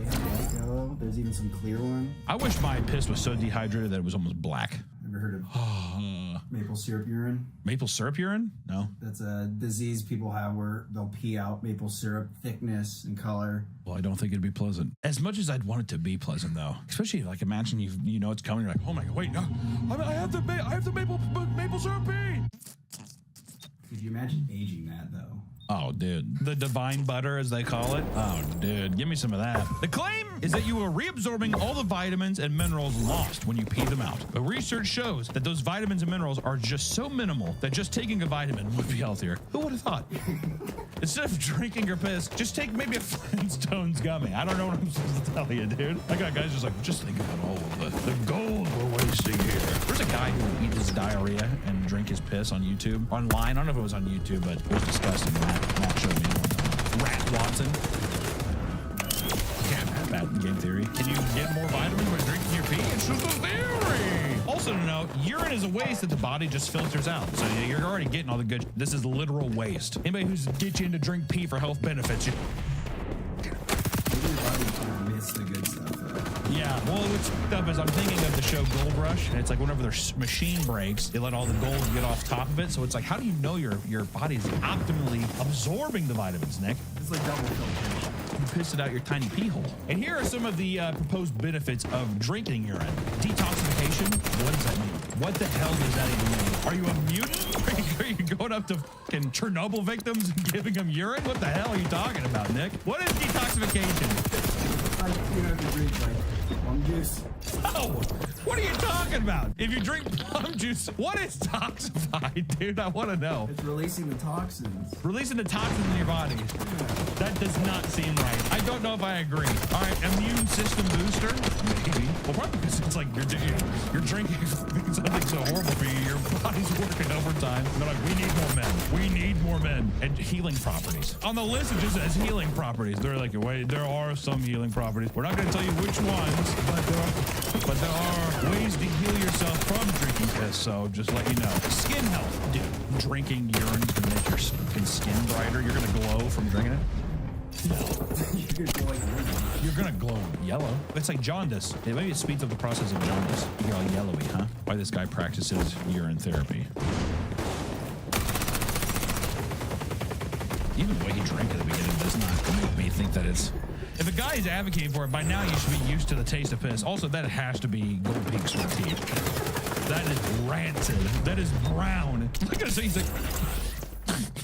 He's like, you actually lose your sight. Drinking 3 ounces of aged urine is like eating 6 pennies. Today we are talking about the ancient art of shibambo, aka urine therapy. If you're in good enough shape and you're kind of older, people will listen to whatever the hell you have to say, don't they? Because they're just like, what is his secret? This is like the idea is like, he probably just didn't eat bread. You know what I mean? Motherfucker was probably like, I think I'm going to skip soda. Now, this therapy is not right for everyone. It's very esoteric, and it takes a Jedi mind trick to get over your conditioning, your industrial age school system. You know your conditioning, dude. He was like choking back tears, drinking it for the first time. It's not for everybody. And it's probably because everything tastes like this and smells like this. How much of this do you think it's also people just doing something odd and then being able to like relay that to someone? Like they don't actually have any benefits. They're just like, yeah, I'm drinking piss right now because it makes me feel pretty good. They're just doing it for attention. Or just like individually. Oh, probably. You know? But again, doctors advise against doing this because it can be harmful to your blood and kidneys and can reintroduce bacteria and toxins into your body that your kidney already filtered out, which the detoxification is detoxification. And there's also a thing called urine injection therapy. Urine injection therapy. This is where you eat a small amount of something you're allergic to and then pee it out. Then you inject that pee into your muscle. I really thought this was a troll. I was like, no way, this is real. Apparently this is very real. And in 2009, a Bolivian woman died trying this. That's like if we gave Harry some shrimp and had him piss it out and put it to his fucking bicep. Why would you do that? My God, Jesus Christ. 1 second, sorry. Next up, we also have coffee enemas, which I've heard of coffee enemas. You should coffee your butthole. It gets to your bloodstream faster. Why not, dude? I will say though, people make parties out of it. I don't like it. Coffee enemas. It's like, dude, buy yourself. Which coffee enemas are promoted as a way to heal toxicity in your colon and help with chronic gut issues. That's what get you zapped up in the morning. Apparently, there's some good stuff here. The process involves brewing a pot of coffee, mixing it with water, and blasting it in your asshole. That last part, you can do it however you want. There's really no right or wrong way to blast it. Well, you need to make sure it goes in the hole and gets up in your gutty works. There's absolutely no evidence this helps you. And some of the common side effects of at-home colon cleanses, especially with coffee, include rectal burns. Oh yeah. It's a piping hot pot today. God damn! Nausea, vomiting, cramping, bloating, dehydration, bowel perforation, infection caused by improperly sterilized equipment. You're sharing turkey basters. You don't want somebody's poo-poo germs getting on your poo-poo germs, right? They don't like that. People have reportedly died from these coffee enemas as well. A breast cancer patient began frequent self-administration of coffee enemas. Later, this patient experienced liver failure and died thereafter. The most likely cause of death was the electrolyte imbalance. That's sad. But at the same time, dude, if I had cancer, why would you just try anything? I'd still say it's cancer. I don't think there's any form of cancer where I wouldn't use here. Okay, like what if it's stage 1? Oh, you're stage 1, so you don't have to have the charity then, right? I don't have to give you a check, right? Because you have stage 1. Is that what you're like, Nick? You're an monster. You better hope that you don't very good stage 1 because you were getting a rude letter in the mail. Next up, we also have eating basically raw products, meat, water, unprocessed waters and milks and all kinds of stuff. And we wouldn't be doing this video if we didn't bring up our good champion, Liver King. Brian Johnson, aka Liver King, became popular on Instagram and social media by promoting a lifestyle where he claims to eat raw meat on a carnivore diet. Nothing but big crazy abs. He's a very in shape man. He's 4'7". Oh, he looks horrible now? Oh, take off your shirt. No, go ahead. Take off your shirt. If he looks so horrible, take off your shirt. It looks so bad. Oh, okay. Oh, okay, man. Stage 1. He constantly denied rumors that he took steroids and attained his physique due to his diet and exercise regimen, but finally admitted that he was taking $11,000 worth of pharmaceutical enhancements, including steroids and testosterone, every month. Blood bread. Yeah, actually, I did too. Not meat related. Because it was supposed to be spiteful. The vegan king. More like. Which he was doing this all to sell his own brand of supplements and health products, and the marketing of these campaigns were very cringe. I don't know if you saw them. 10 out of 10 lions eat the whole feast. Primal protein shake, that's delicious as fuck. The whole feast. He's very excited about that. The whole feast! The lion does look like, get me out of here. I'm sad. It's the lion from Chronicles of Narnia. I'm supposed to be Jesus. Which I know we're beating a dead horse here, but doctors claim that you need to be very careful when consuming raw meat because you can get food poisoning and a number of foodborne pathogens by eating raw meat, right? This is just me saying as a buddy, but you know what I found online. I would never know that. I know it's bad to eat raw meat, but it actually did, yeah. You hear about the girl who ate uncooked pork? What happened to the girl who ate uncooked pork? And actually her entire circulatory system had worms. You said that in a way that makes it feel like a lie. Even the way you said worms could not have processed a lie. All right, oh, that's cool. Worm woman? What do people like worms? She died. She had, I think, 3 kids and a husband. God, it's tragic. What a haunting story to tell me. Something that's becoming more popular recently is drinking like raw milk, which is just milk that hasn't been pasteurized. Claims that skipping the pasteurization process will allow you to consume the natural pathogens in the milk, and you can get antimicrobial and immune boosting properties. But you can, once again, get very sick from these pathogens because you're not a cow. Also, the cows walking shit and the shit gets all in the udders and... The cow's walking shit gets up on the udders. There's even a trend of drinking raw water, which is drinking water from a natural source that isn't treated or filtered, which of course is dumb because unfiltered water has bacteria and pathogens that will get you sick. I don't know if we told you this, but pathogens will get you sick. Don't do that. Just drink filtered water. We have whole systems that make the water clean. People piss in waters. There's dead shit in the water. Don't drink the water. Imagine going to a lake and drinking lake water. Oh my God. No, thank you, sir, is what I'd say. That's why you go to your secret spring water up in the mountains where nobody goes. Yeah, well, you got to be like Sammy Welljack or whatever the guy's name was from Holes. You got to find those stuff, that water up there, because no one goes up there. The onion water? Yeah, onion water. Which, let's say you want to try drinking the natural water anyways, fellas, ladies. Well, luckily there's a company called Live Water where you can get 2.5 gallons of live water for $36.99. That's a lot. They don't even do anything to it. They just go up to a lake probably and they're like, put it in there, $40. Wow. Next up, we have human glue facials. You know what I'm talking about, the stinky stuff that comes out your wah-wah.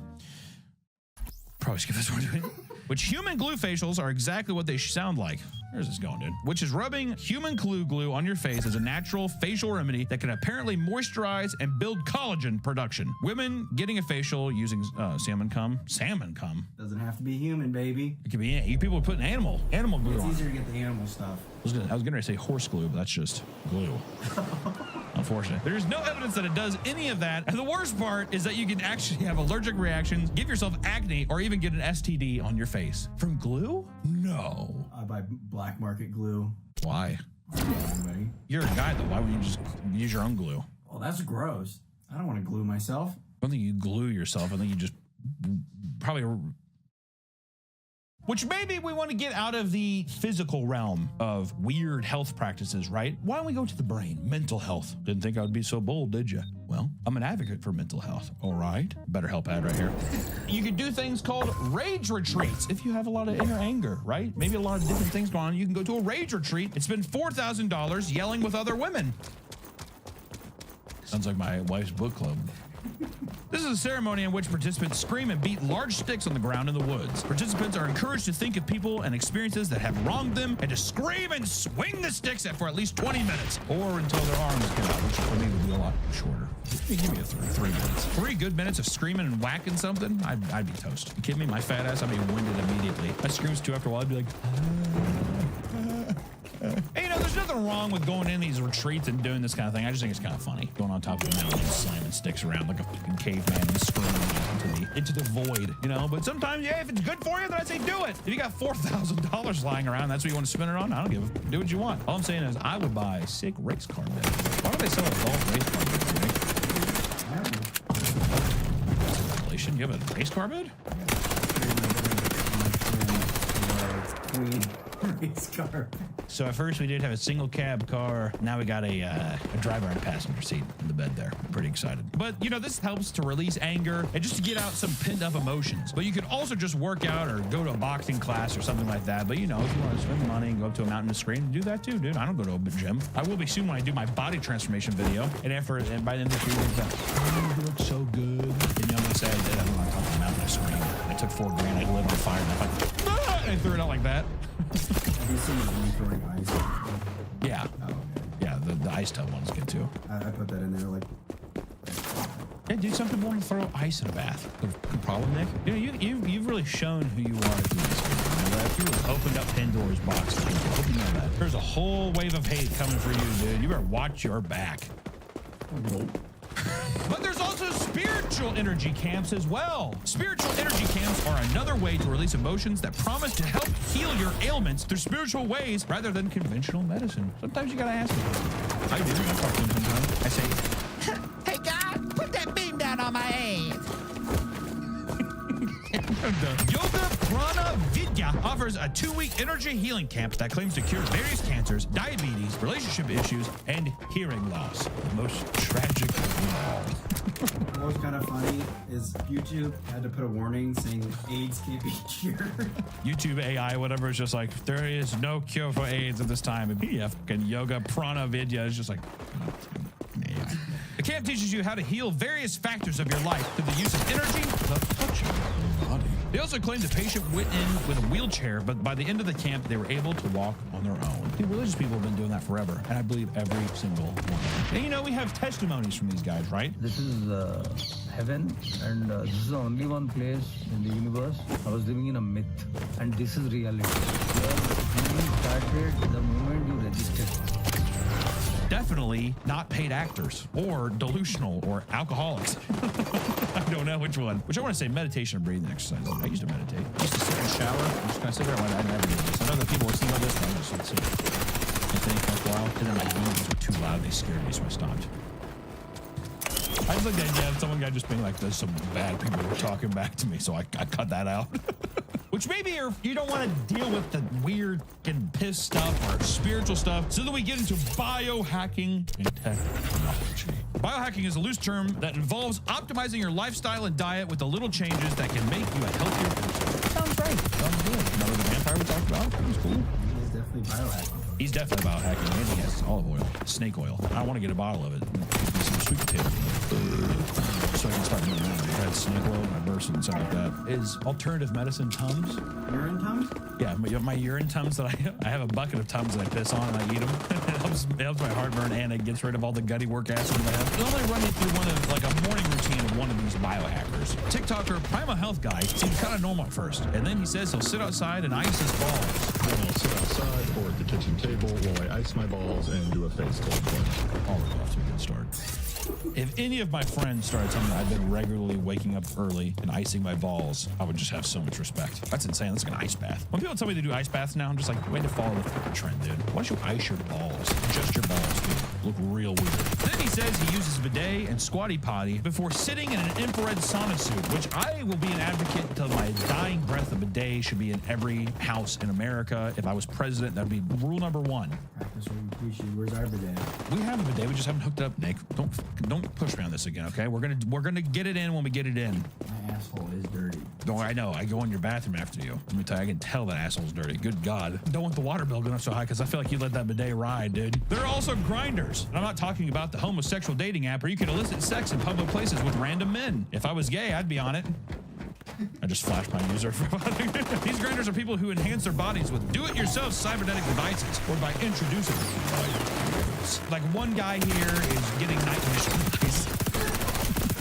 The grinder injected chlorophyll-like substance called Chlorn E6 into his eyeballs. Following the procedure, the grinder's eyesight improved at night, but the very next day, his eyesight returned. Oh, that picture is crazy. Also, does that not look like Jesse Plemons? It looks just like Jesse Plemons. Yeah, the guy getting the syringe, I was actually like, I don't want to look at that. Makes you think of like some Clockwork Orange shit. Which then next up, you could also human glue retention. Am I right, boys? AKA NoFap, which also NoFapping is a form of biohacking, boys. Okay, I know we've already went over looks maxing. We have a bunch of edging, gooning, munting, and all kinds of stuff. But still, there are some very clear benefits when it comes to human glue retention. Like clear skin, increased testosterone, weight loss. That might be my everyday, dude. Increased muscle mass, physical rejuvenation, and a deeper voice. The joke. But because one might develop erectile dysfunction, premature ejaculation, or retrograde ejaculation, which is when human glue travels back into the bladder. If I like that, dude. That's like the forbidden Cinnabon factory right there or something. I don't like that. Biohacking, people usually end up with some kind of gimmicky thing or trying to, like we've done with the human vampire, make themselves not necessarily immortal, but live way longer than what humans should. But you do have to give them props for trying, right? I'd say that with everybody here. Unless you're a scammer type. Anybody just being like, I'm just going to try holistic, dude. The doctors. A lot of them are actually kind of reckless. Like there's one called the earthing, where it's just you go out and just hit the dirt barefoot and just stand. Yeah. Not all of this is bad. I mean, like if you're earthing, you're just walking around without shoes on and stuff, being more connected to the earth. How the fuck is that ever a negative? That's like some 1960s old man shit. Put on some goddamn shoes, you fucking hippie. Biohacking also includes red light therapy, ice bath plunges, and meditation. Meditation's just in all of these, dude. I will say I want one of these masks. Imagine like walking up to your spouse in the middle of the night. I think they're getting fucking abducted. And there's also Neuralink. Elon Musk, the founder of Tesla and new owner of Twitter, is a big supporter of biohacking and created a microchip for your brain called the Neuralink. The idea behind it is that you would be able to use your brain to perform actions and connect wirelessly to technology, so you can just think about things and they would happen. Kind of like cyberpunk technology, but definitely not going to work. No way it's going to work. Very, very doubtful. It would also be used medically to restore vision to blind people or help paralyzed people walk again. Not going to work. Snake oil salesman. I would rather just go to the Did you see the testimonials, Nick? Play the testimonial again. I'm okay, man. There's no dizziness. Pretty hard to argue with that. They ran tests using monkeys, but all the monkeys ended up dying. Elon Musk claimed that none of the deaths was due to the Neuralink, and they used monkeys that had terminal illness, stage 1 monkeys. But reports came out, and former employees revealed this was a lie. Many of the monkeys that had died were healthy prior to the surgery. One monkey, in fact, had a piece of Neuralink break off in its brain, and they needed to euthanize it, while another just started shoving its head into the floor for no reason, and her health deteriorated so rapidly they had to euthanize her as well. Despite the failed test, they implanted the chip into a 29-year-old quadriplegic man named Nolan Arbaugh. He said he could not feel the chip, and that the first night he had it installed, he spent all night playing Civilization 6. There are also videos showing how he can move a mouse and click just with his thoughts, which is actually pretty interesting and sweet that a guy can just play 6 if this is actually real. Move around, do it, whatever, and play the game with just using his mind is pretty sweet, but I feel like we haven't had it in a human's brain long enough to really know what the side effects are going to be. Elon Musk is going to have a video of it. It's a robot that drills a quarter size of your skull out of your brain, picks it up, injects the Neuralink, and then they super glue your skull back. So you just super glue it. You have these quarter size holes. You say like if you get the quarter size hole, and then also they're sponsored by Gorilla Glue whenever they're done. The robot like wakes you up. You're like, and they're just like, we just want you to know that we're using Gorilla Glue to put your skull back together. Okay, back to sleep. And they like hit you with a Looney Tunes hammer. Conk! Which, you know, this is the conclusion of the video, is do your own research. Do things that you're comfortable with. Be sure to just look into things. Don't just take one person's advice. Ask some professionals, too. Doesn't mean everybody knows the right answers and shit, but if you're going to do some alternative medicine, do something that's good for you, it's not going to just put you in a bunch of danger, all right? Okay. Please listen to me. All I gotta say is thank you so much for watching the video today. If you're an alternative health guru, please hit me up and get me in one of your programs immediately. I'll talk to you next time. Bye-bye.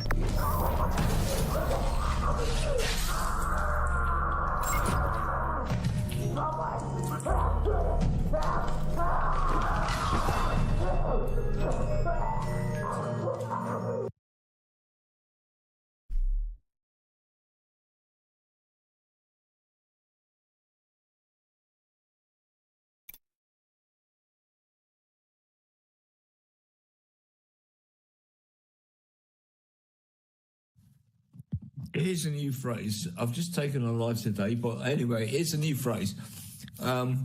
Yeah. I love you to bits, man. But, like, I'm going to coin this phrase today. This is the moment a man brazenly brags about murdering his friend in cold blood on a TikTok video. Leading up to this moment, the TikToker in question had posted a series of disturbing videos to his audience of thousands. In them, he dropped hints as to what he was about to do. However, the audience were none the wiser. Ultimately, his confession followed. Come with me as we take a deep dive into this horrific case and attempt to answer one question that continues to remain a mystery. Why did a TikToker murder his friend and then make TikTok videos about it?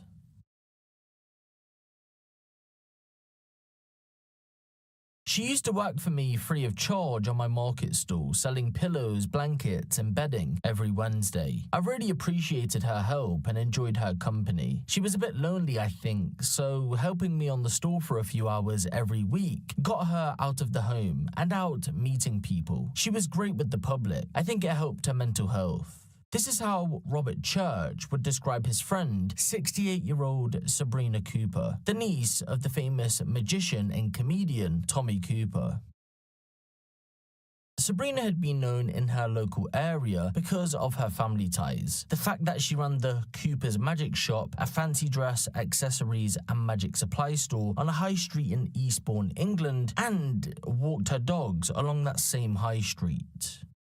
That's how I got speaking to her. I sort of met her dogs first and then her because she would walk them 3 times a day around the back of the cafe. If I was out there having a break, we'd chat. She had a Jack Russell and a little white terrier. Sabrina's father, David Cooper, Tommy's brother, had initially opened the store in Slough way back in the 1960s, but decided to relocate to Eastbourne some years later for reasons currently unknown. Eastbourne, for those of you who aren't aware, sits in the southeast of the country. It's close by to Brighton. When the move was made, Sabrina took over the family business, and for years, it was booming. I mean, who doesn't like the old trick or two? Plus, it had Tommy Cooper's stamp of approval. However, in 2017, Sabrina had to shut up shop as she never made the internet transition. She opted to keep things traditional. With the rise of sites such as Amazon, small business owners like Sabrina, who didn't make the transition over to the internet, would see their businesses ultimately collapse. The last 5 years with the internet has destroyed all the independent shops. Everyone goes online now or shops in superstores. It's been a family business from 1960 up until now. I was busy, it was fantastic. I had 6 to 8 staff. Now it's just me. It's soul destroying. When my grandchildren grow up, there won't be any magic shops. It's so sad. It's the end of Cooper's. Everyone knows my shop. To be destroyed like this is not very nice. I'm going to miss all my customers. I've had some come in crying because I'm closing. I've had so many tears, it's not fair. People should go to their local up. There won't be any magic and support them. Although Sabrina had gave up the magic shop, she owned the property itself. So she decided that renting it out would be the next business venture that she would follow. With the property being such a sought-after spot on the high street, it's to no surprise that Seven Bone Burger Co., a burger chain, swooped in quickly to take over. Promotion posters were up in 2017, operations were greenlit later that year, but after just 5 short years and a COVID pandemic that brought the hospitality and catering industry to its knees, Seven Bone Burger Co. called it a day with that specific branch, and so it was closed permanently in November of 2022. Sabrina had been recovering from an ovarian cancer operation around that time, and so she decided to sell the property in its entirety, the store and the home above, instead of renting it out again. That way, she could focus on her health away from the high street. Sabrina had no issues selling up, and just a month after Seven Bone Burger Co. announced they were closed for good, the property sold for £725,000 or $922,000. So things started to look up for Sabrina. She had just received a huge sum of cash, her operation had gone well, and once she was fully recovered, she could move into a new home in the countryside. For the time being though, she was to stay with her mother until she was back on her feet. On the 17th of December 2022, Sabrina began boxing her belongings up, ready for the move to her mother's. But she needed a hand, and so she messaged her friend Tony King to ask if he could help on the 18th. The pair had met through a mutual friend at a coffee shop and developed a wonderful friendship throughout the years. After Sabrina gave up the magic shop, she turned to Tony to keep herself occupied. There was never any chemistry romantically there, rather Sabrina would do things such as cook him hot meals and lend him money from time to time as he hadn't had a job and struggled financially. When the pair exchanged messages on the 17th, Tony asked Sabrina if she wanted to go and grab a bite to eat. This time, it was on him. She thanked him for the offer but declined as she had already ate and signed off her message with this: "I'll see you in the morning. We'll get some breakfast." On the 25th of July 2021, Tony King, aka Don Tony Official, would post his first TikTok video. Over the next year or so, Tony continued to post multiple videos daily on TikTok, creating not only competitions for his live streams, but also pre-recorded content such as food reviews, comedy skits, reactions, and daily life videos. This helped push his page out, and at the peak of his career, Tony managed to gain 11,000 followers. That's the best dad stuff ever. That's the best dad stuff. I wish I had that dad stuff. You know, pick them up and drop kick them, especially when the rugby's on, especially when it's rugby World Cup. You got to get your and you can drop kick him out of the window. Hell, yeah, I don't have any, so I can say anything I want. But yeah, drop kick. Drop kick. Respect always, geezer. We're taking the I'm just making a joke. Rhetorical. Have you seen them videos? The meaning of questions. You know, those ones that ask you questions that, maybe you should forget about the youth. will you be my girlfriend? If follow you back, or or I'm watching Star Trek, and what do you think? And those sort of like stupid, dumb questions, and they're not real questions, they're just rhetorical. Learn the word rhetorical. Rhetorical is a good for TikToks. You have to use rhetorical questions.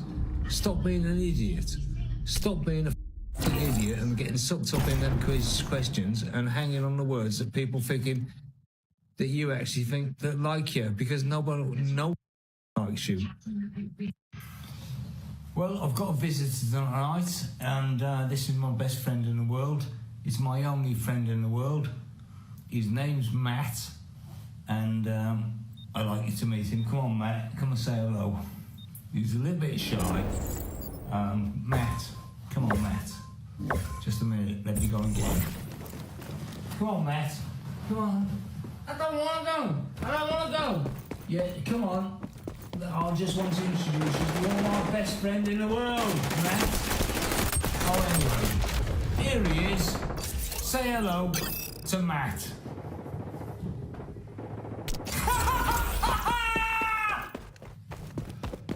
Proper fact.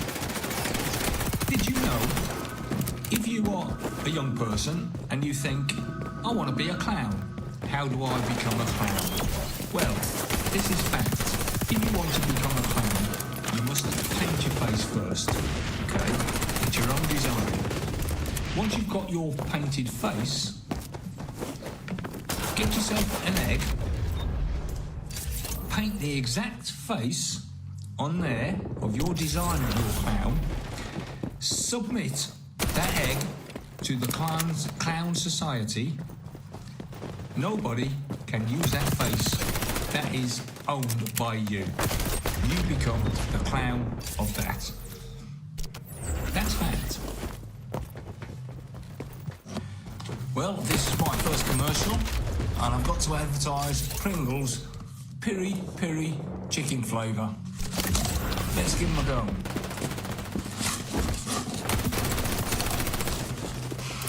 Smell good. It's perfect shape for a Pringle. You've got the perfect texture of a Pringle.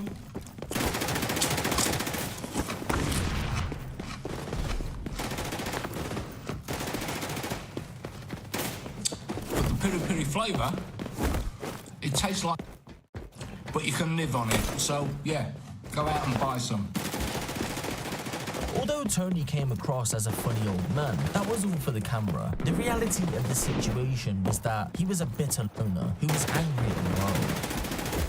Tony was an angry, jobless, alcoholic loner who felt cheated in life. He hardly spoke to me, but when he did, it was always to air some grievance he had. He seemed pretty upset.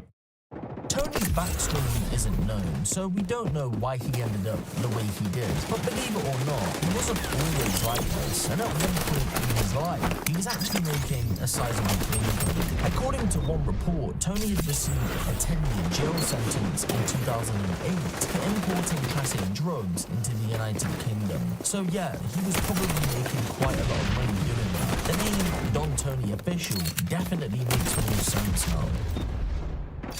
On the morning of December 18th, 2022, Tony Kim travelled to Sabrina Cooper's home. As you know, they arranged to grab a bite to eat for breakfast, and then they were to get on with the house move. However, when they arrived, Sabrina wasn't in, as she had taken the dogs for a walk. He wasn't waiting around for too long though, because moments later, she arrived.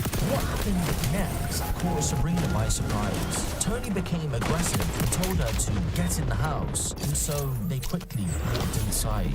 About an hour later, Tony was captured on CCTV exiting by himself. Not with a box in hand, but rather an orange plastic bag. So, what happened then? Was Tony nipping out quickly? Had they had an argument and he stormed off? What was in the orange bag, and where was Sabrina? Well, all those questions would be answered just hours later. You see, Sabrina's daughter, Natasha, had been checking in on her every day to make sure that she was there to lend a hand if needed. And when Sabrina didn't answer the phone, Natasha went to go and check on her to make sure that everything was okay. When she arrived, she was met with a gruesome scene. I saw her lying on the floor in the hallway at the bottom of the stairs with her dogs around her. I shook her and shouted, "Wake up," but I knew that she was dead. Natasha assumed that Sabrina had ruptured the wound from her cancer operation and had ultimately fell down the stairs. But 5 stab wounds to the abdomen and chest were discovered by paramedics when they arrived, and so the police were called. When officers arrived at the home, they opened an investigation. The evidence at the scene suggested that someone had robbed and murdered Sabrina in cold blood because not only was she dead, but various items including money had also been stolen. Police and Natasha alike didn't have a clue as to who would have wanted to do this to her. As the investigation developed, detectives looked through Sabrina's phone and discovered that a man called Tony was supposed to have been with her at around the time she was murdered. When they searched the CCTV located outside of the property, it backed up this theory. Tony was there when she was murdered. This was their man. And so he was subsequently arrested at his home just hours later. When police searched the address, they found clothes stained with Sabrina's blood in Tony's washing machine, and the murder weapon was found underneath his bed. More disturbing evidence was about to emerge when his phone was seized and searched. On the day prior to the murder, Tony had uploaded a series of videos to his TikTok page. In hindsight, it's clear he was dropping hints about committing a murder. Watch out for my next magic trick. It's going to be awesome.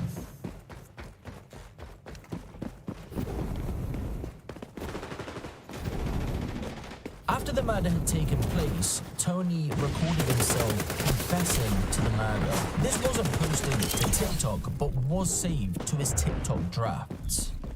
15 seconds. Well, the best thing I've done today is actually nobody's not gonna have an inkling of what I've done today. Here's a new phrase. I've just taken a live today, but anyway, here's a new phrase. Yeah. I love you to bits, man. But, like, I'm gonna coin this phrase today. When Tony was interviewed by detectives, he told them that he'd been carrying the knife in his pocket for his own protection because he had been having trouble with a neighbor and didn't even know why he stabbed Sabrina. All of a sudden, the knife came out and I just thrust it into her. I took her life, and to this day, I don't know why this happened. She had done nothing wrong. It wasn't intentional. I hadn't planned anything. Tony would go on to be charged with the murder of Sabrina Cooper, but initially, he pleaded not guilty. Instead, he pled guilty to the lesser charge of manslaughter by diminished responsibility. However, after a medical examination determined that he was fully competent, he decided to plead guilty to the murder charge. In June of 2023, Tony King of December 18th, 2022, Tony King traveled to Sabrina Cooper's home. As you know, they arranged to grab a bite to eat for breakfast, and then they were to get on with the house move. However, when he arrived, Sabrina wasn't in, as she had taken the dogs for a walk. He wasn't waiting around for too long though, because moments later, she arrived. What happened next caught Sabrina by surprise. Tony became aggressive and told her to get in the house, and so they quickly walked inside. About an hour later, Tony was captured on CCTV exiting by himself. Not with a box in hand, but rather an orange plastic bag. So, what happened then? Was Tony nipping out quickly? Had they had an argument and he stormed off? What was in the orange bag, and where was Sabrina? Well, all those questions would be answered just hours later. You see, Sabrina's daughter, Natasha, had been checking in on her every day to make sure that she was there to lend a hand if needed. And when Sabrina didn't answer the phone, Natasha went to go and check on her to make sure that everything was okay. When she arrived, she was met with a gruesome scene.